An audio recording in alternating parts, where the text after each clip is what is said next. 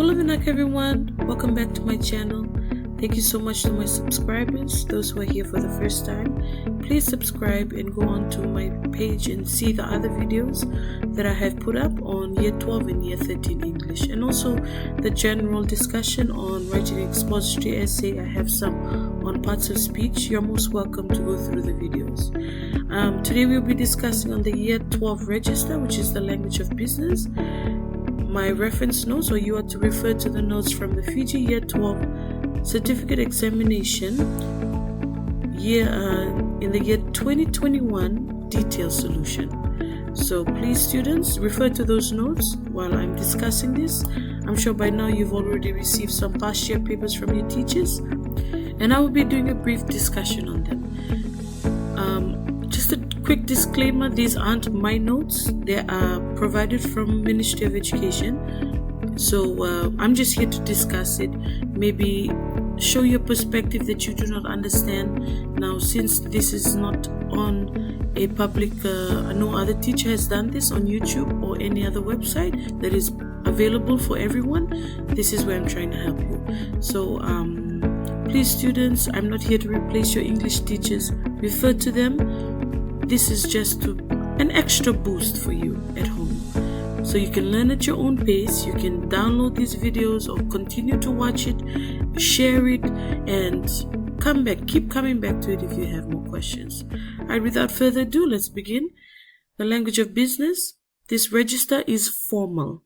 Now remember, we are looking at register studies. So when we talk about language of business, think of yourselves as going to the bank or going to an institution where they have business meetings.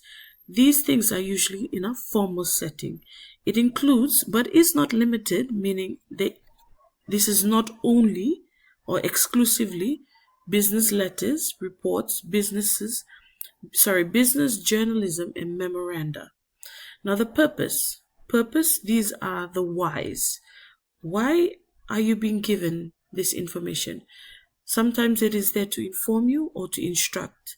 By now, students, you have seen the sample, and you, as an educated guess, you make an educated guess to see whether it is there to inform you or instruct you. So you must be wondering, how do you know the difference? Okay, this is why last year in year 11, we learned on language of instruction. And by now, you should know, students, instruction, there will be a lot of imperative verbs or commanding verbs. So you will look at your sample. While going through the sample, if there is not a way to set up your account, that would be more of an instruction, or ways to set up a business account or anything that deals with a bank and there are imperative verbs in them, then it's there to instruct you. Then you will see other ways where there are indicators that it is there to inform you. Okay, this is the mode, how. The mode is the how. It can be both written and spoken. The tone. The tone is always or limited to neutral, impersonal. It can be polite, especially when providing information. Authoritative, especially when instructive. Because authoritative, we will have imperative verbs, and these are commanding verbs. Alright, features. We know by now there are two main types of features, which is linguistic and non-linguistic. So linguistic features, they deal with vocabulary or the words or the diction. So we will look only at the words when we are referring to linguistic features. So first one is, it has to be clear and precise. So I want you to go back to when you go with your parents to the bank, or whenever you are told to go somewhere where there are people speaking about business dealings. You have to be precise. You have to be clear, because obviously you are dealing with money. Next one is your business jargon. So these are some examples: tender, fiscal, economy, stockbroker, receipt. These are accounting terms. There are many others. For example, loan, debt. Okay, these are other words that you may come across. This shouldn't be much of an issue because many of you did, not many, all of you did commercial studies from year 9 and 10. So if you are not doing accounting echo right now, you can go back to your commercial studies vocabulary or your commercial studies knowledge. Third linguistic features are the nouns. So the nouns, nouns by now we should know they are parts of speech, and the meaning of nouns they are naming words. So that is another linguistic feature. Moving on, we have the last linguistic feature is it needs to be factual and neutral words. Now, words with negative connotations are used when reprimanding, making complaints, or expressing discontent. So now we know that there are positive and negative connotations. There can be neutral words. So when you are learning your grammar and language, you should have some kind of sense of what is a negative word and what is a positive word. And there can also be neutral words as well. Okay. Another linguistic feature is phrases. Now, business phrases are often used as formula in business letters or reports. They are easily recognized and understood by those dealing regularly with business organization. Example, terms and conditions. I'm sure students, you'll see that a lot in many pamphlets that you go to the bank and you see them in their displays. Enclosed, please find at your earliest convenience, as per, we, the undersigned. So these are called business phrases. Next, we have sentence structure. This may range from the simple to the compound to the complex. It is important to relate the type of sentences to the purpose of writing. Now, we've come to a very important juncture of our linguistic feature. This, students, you are to take with you to all of your register study, the different types of sentences and their function. The question in the paper will be identify the sentence structure, and usually a follow-up from that question will be what is the purpose or the function of the sentence structure. So students, let us look at what our note says. First, sentence structure, we have A, simple sentences. These are used to get the reader's attention and to emphasize or make an important point. Simple sentences, very quickly, this has to have a subject, verb. Object is usually optional, but in English grammar, we usually have a subject and a verb, not limited to an object. So SVO. Compound sentences, this is your function, are used to give details, provide information, or provide additional information. So please take note. If you have these notes in front of you, underline all of this. This is very important for you as a student to know when it comes to your notes. All right. So when we have this, as I'm doing now, very bad example, but I'm just trying to make a point that this usually comes in the exams. Okay, you are to identify and then give the function. All right, so these are the functions of a compound sentence. Okay, compound sentence, students, this is you have two simple sentences that are joined together by a conjunction. Yes, that are joined together by conjunction. So you have two simple sentences joined together by a conjunction. Complex sentences. These are used to explain points already made, to clarify or to qualify a point. So complex sentence, by now, students, you are to know that complex sentences, they consist of an independent clause or simple sentence with a dependent clause. Now, once again, please go back to your grammar and language notes or ask your teachers if they haven't taught you how to identify sentences. You have to have a refresher. These notes are only there to give you the function or the importance of these types of sentences that are seen in your register. Okay, students? So I hope you're following along. All right, now we'll move on to the active voice. Now we know the different types of voice, which is two, which is active. The first one is usually established courteous, businesslike, even friendly tone. So that's your SVO. Then you have the passive voice, inverted, will be your OVS. This is to give a heavy, authoritative tone, and if necessary, carry suggestions of legal threat. This is to create formality, that is, distance the writer from the reader as in written reports. Now take note, or NB. The tone in this register is very important because of the nature of business organizations where it is vital to maintain cordial or friendly relationships. There has to be a mutual respect.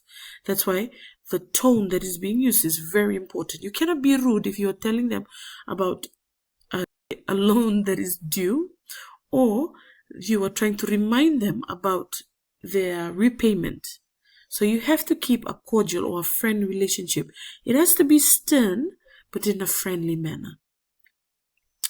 Okay, the next linguistic feature, business reports are objective, meaning it is unbiased. You have to be dealing with facts. It has to have neutral words and no pronouns.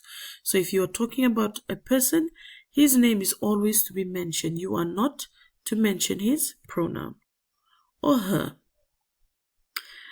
Okay, the next and the last linguistic feature is business letters are generally polite. So you are using personal pronouns like you and we. This makes it slightly personal and friendly. However, the use of we can also show threat or authority. Example, we will have no choice but to seek legal counsel. So that means they've come to the end of their many discussions, and this is the last resort. We appreciate your assistance in this matter. So maybe they are trying to be cordial or friendly, but in a way they are meaning that we are going to take matters in our own hand. All right, students, so once again, go through the linguistic features. Remind yourselves that you will only be able to apply it once you go through activities. This is more of an application than you can better understand. Now we move on to non-linguistic features. Non-linguistic features are the non-words or non-vocabulary. Since we looked at linguistic features, they only deal with words. So these are the other things on the paper or on your sample. Okay, usually, your first one, usually one sentence to one paragraph is used. This is to avoid ambiguity or confusion. Next we have is the pro forma or templates. These are commonly used in business for general purposes, either for information or instruction. This is a set letter or form on which certain information is already put. Example, the letterhead, and only the information or instruction required is entered or filled in. Business letters, order forms, memoranda, and report outlines are examples. This is useful to have because it preserves a carefully worked out structure or format for a particular purpose. I'll give you an example. Have you ever been to FNPF? By now you're in year 12. Some of you are either going with your parents or you've been to the Fiji National Provident Fund, which is FNPF, and you have seen the way they have forms. Okay, where I'm making the video, I live in Lotoka. So as we enter, there's always a security guard that usually asks you why you are there. Then he will direct you to the forms. So it's either you're there for education, or you're here to take a loan, or you just want to change your signature on your forms, on your FNPF cards. So what do? You need to pick up a form. On these forms, they will have something called a business letterheads, or something like a logo that is usually on top. That is our pro forma or the templates. The information will change according to what you want, but how the form looks, they're usually all the same. Okay?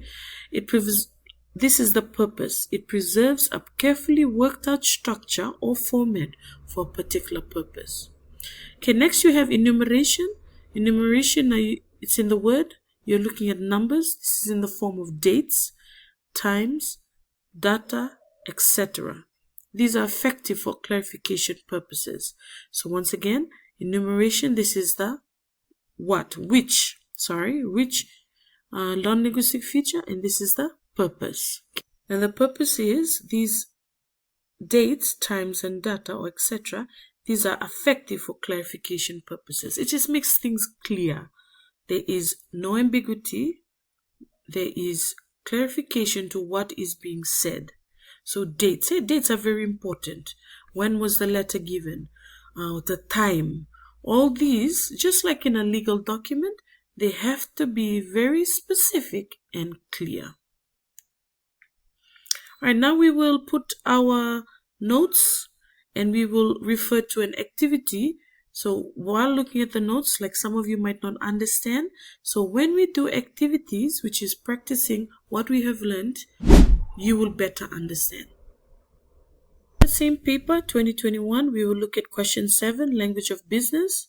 Please take note, students, the mark that is allocated for each question. Always work with the end in sight. Okay? Work smart when you're answering the questions. You know that you're getting 5 marks, so make it count. Before you look at the questions, look at the sample. So this is our sample for that year. Language of business, 5 marks. So you can see it is an email, okay? But this would more or less be a memo, okay? This is a memo. So to all employees from Jason Soko, Vice President of Marketing, subject product launch update for the GHY computer. Dear colleagues, considering the responses we have received over the past 3 months from product testers and customer surveys, I'm writing to inform you that the product launch for the GHY computer will be delayed from its initial date to April 2nd, 2022. So, you have been doing formal letters from last year, so you will always know that our first paragraph of a formal letter is there to give you the purpose of the letter. So from looking at that, you already know what is the purpose of a sample. It is there to inform. All right. Now, there are some linguistic features that we can see. You can see the sentence types. You can also see the nouns that are being used. All right. You can see the voice. There's also non-linguistic, the dates. All right. These are the dates. All right. The time also. Sorry, another date. So another date, 2021. So that is all our non-linguistic feature. It's really good that you see your sample before you answer the question. Obviously, you'll be seeing it first, but go through the sample first.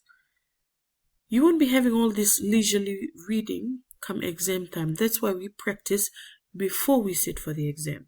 So looking at our sample, you can automatically point out to your different linguistic and non-linguistic. Okay, we've already seen numeration, the numbers, the dates. We've also seen jargons, revenue, profits, clients, right? And then moving right to the end of that letter, you can also see numbers, a phone number. Okay, all right, let's go to the questions. Identify the tone of the sample above. So the tone is neutral. Okay, it is neither emotive or informal. It is neutral and it is also polite. You cannot say it is informal. Some of you will say it is informal because there is I am, the personal pronoun I. Please, students, we are dealing with language of business. There is nothing personal or nothing friendly about the language. So it has to be very formal. Moving on, the second question. Identify an example of a linguistic feature not already mentioned in the sample. So, linguistic feature, there are many that we have mentioned earlier. So you can say they are clear, precise words. Example, 2021, fiscal year. That's very clear. At what time was the fiscal year? 2021. There's business jargon, which is in the sample, right? Business phrases. They are simple sentences, complex sentences. Right? There's, like I mentioned, they have active voice, passive voice. You refer back to your sample. Next question, state what can be said about the paragraphs in this sample. Usually one sentence to one paragraph is used. Okay, one sentence in each paragraph. Does that remind you of any other register in year 12? Yes, language of newspaper reporting. Newspaper reporting, it's usually one sentence per paragraph. The same goes for this letter or for our sample. One sentence per paragraph or one or two sentences. Okay, for example, this one. This one has one sentence. This has two. My indicator is the full stop. This has one. This has one. So there is more one sentence per paragraph. So it is not asking you about the sentence structure. This is asking you about the paragraphs. So students, please read the questions. Read the questions slowly where you understand it. Can be very tricky. Remember you are in the senior level of English in high school. So questions won't be as simple. It is meant for you to think. Okay, next question. Identify an example of a non-linguistic feature. There are so many. There are figures or numbers or statistics. There are use of the dates, the standard or the headings. Okay, to, from, re or regarding. Next one, state the function. That is always good to remind yourself. If you are listing these features, you need to know the function or the why. So the figures and numbers, specific reference. The dates, for reference purposes. And for precision, your standard headings, it is not to attract the reader's attention. That is some of your favorite answers. Remember, that could apply for language advertisement. When we talk about headings in language of business, it is for specific reference. Okay, students? So please go through your samples, go through past year papers. Don't go before 2021. Always look at the past 4 years. Don't go before that. Okay, because usually when English is being every 4 years, it changes.